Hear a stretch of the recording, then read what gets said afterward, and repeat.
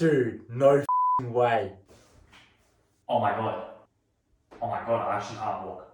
I'm going to be training calves every day for 2 weeks and I'm going to see if they grow. Unfortunately, I am someone that doesn't train calves. When I do legs, I'll get quads, hamstrings, glutes, but unfortunately the neglected muscle is the calves. And I've sort of subconsciously bought into this sort of gym bro science that calves are completely genetic and that there's not really much point in training them because the results are predetermined by your genetics. But you know, I'm gonna put that myth to the test and see if I can actually grow my calves. I've never really fully committed to training calves, so hopefully I can see some sort of newbie gains from all of this. When I was younger, I was a bit insecure about my calves. So I remember I always thought I'd have cankles and I was really insecure about that. And so what I did was I'd never wear ankle socks. I'd always have to wear socks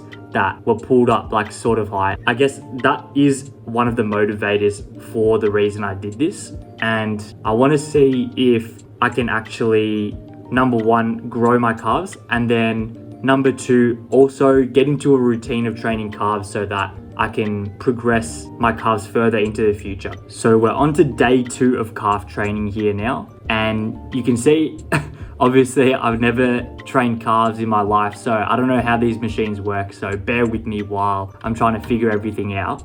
But something I did notice was, because I've never trained calves before, like the delayed onset muscle soreness at the start of this challenge was absolutely insane. So I struggled to do these exercises because my calves were so sore from the new stimulus I was getting.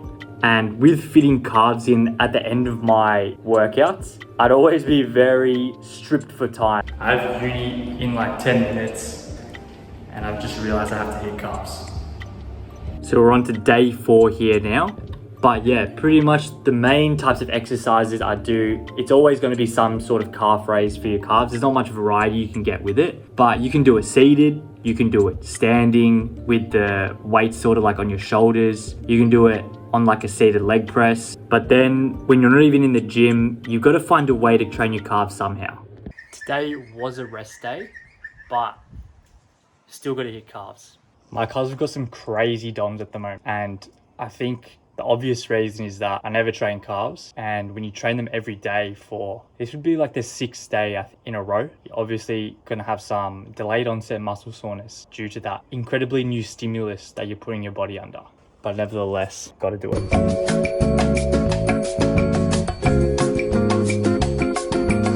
What I've found as well is you really want to look for that calf contraction and a really tight squeeze when you're doing your calf raises.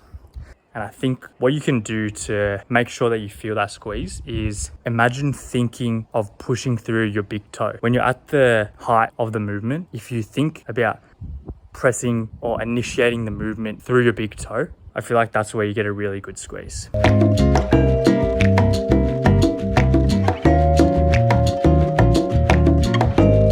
I've also only been training calves with relatively light weights so far. And I think that there's definitely a potential for it to be overloaded a lot more. And so in my coming sessions, I'm going to try attack them with a bit of weight. So I might look at the leg press machine and start doing the calf raises on there. And hopefully I can force some more growth if there has been any. So when I started doing the calf raises on the leg press machine, it quickly became my favorite way to train calves throughout these 2 weeks. I feel like because you've got your legs horizontal rather than vertical, when you're doing the actual calf raise, it sort of took a bit of pressure off my ankle and it allowed me to get such a better contraction on my calves. So that's the reason why I favored it a lot more. And you know, if you're experiencing something similar, maybe give the calf raises on the leg press machine a go rather than doing traditional standing calf raises.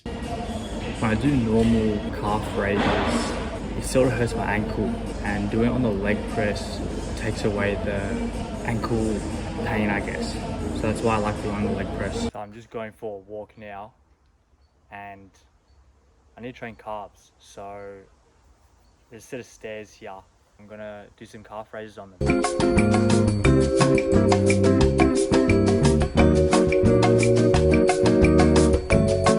calves are a muscle that aren't really limited to being trained just in the gym. So, if you find yourself going for a walk or you're just outside, calf raises are a very easy thing to do if you're trying to bring up the calves. And so, as you can see, I'm just spamming calf raises or calf extensions on the leg press machine now because I've found that exercise that sort of works the best for me. But when you do calf raises and sort of like any muscle training for that matter, sometimes you just don't get that mind muscle connection or squeeze that you normally get. So sometimes, and on some days when I do the calf training, I wouldn't feel that same contraction in my calves, even if I was doing it on the leg press machine. So today when I was doing the calf raises or calf extensions, whatever you want to call them, on the leg press machine, I wasn't getting that squeeze that I normally get when I do that machine. And typically it is quite a good contraction I get from it. And I'm driving right now, so I gotta low-key concentrate on other stuff, but my mind is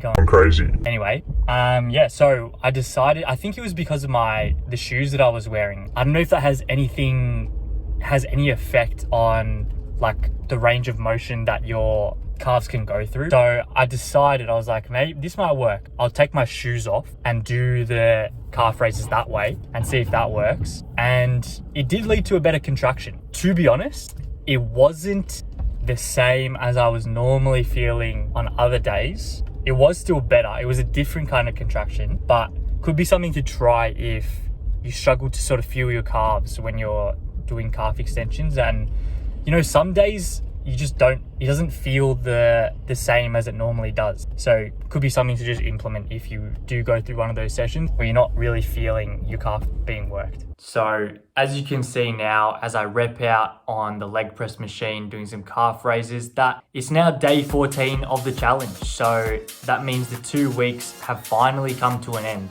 and I've been training calves every day religiously. And of course now we compare the calves from the start of the challenge to the end of the challenge. And did we see any growth? Did we see any growth?